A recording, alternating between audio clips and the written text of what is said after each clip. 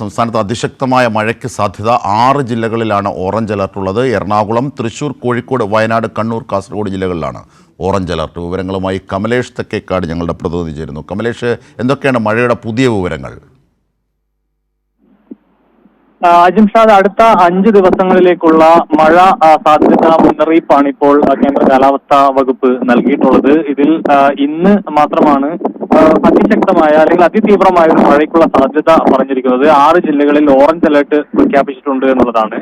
അതിൽ പ്രധാനമായും ഇന്നിപ്പോൾ കാസർഗോഡ്, കണ്ണൂർ, വയനാട്, കോഴിക്കോട്, തൃശൂർ, എറണാകുളം ജില്ലകളിലാണ് ഓറഞ്ച് അലർട്ട് പ്രഖ്യാപിച്ചിട്ടുള്ളത്. ഇവിടങ്ങളിൽ അതിതീവ്രമായ മഴ ഉണ്ടാകും, അതിശക്തമായ മഴ തന്നെ ഉണ്ടാകും എന്നുള്ള ഒരു പ്രവചനമാണ് വന്നിട്ടുള്ളത്. അതോടൊപ്പം തന്നെ പത്തനംതിട്ട, കോട്ടയം, ഇടുക്കി, പാലക്കാട്, മലപ്പുറം എന്നീ 5 ജില്ലകളിൽ ഓറഞ്ച് അലർട്ടും പ്രഖ്യാപിച്ചിട്ടുണ്ട് എന്നുള്ളതാണ് ഏറ്റവും പ്രധാനപ്പെട്ട ഒരു കാര്യം.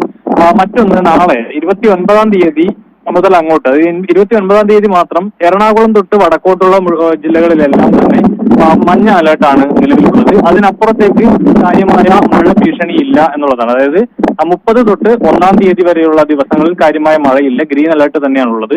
ഏതായാലും ഈ 2 ദിവസങ്ങളിൽ, ഇന്നും നാളെയുമാണ് തീവ്രമായ മഴയ്ക്കും അതിശക്തമായ മഴയ്ക്കുമുള്ള സാധ്യത പ്രവചിക്കപ്പെട്ടിട്ടുള്ളത്. ഏതായാലും ഈ നദീതീരങ്ങളിൽ ഉൾപ്പെടെ ഈ ഡാമുകളുടെ താഴ്ന്ന പ്രദേശങ്ങളിലൊക്കെ താമസിക്കുന്ന ആളുകൾ ഈ ജലനിരപ്പ് ഉയരുന്നതുണ്ടെങ്കിൽ അതിനനുസരിച്ച് ജാഗ്രത ഒരു കൈക്കൊള്ളണം.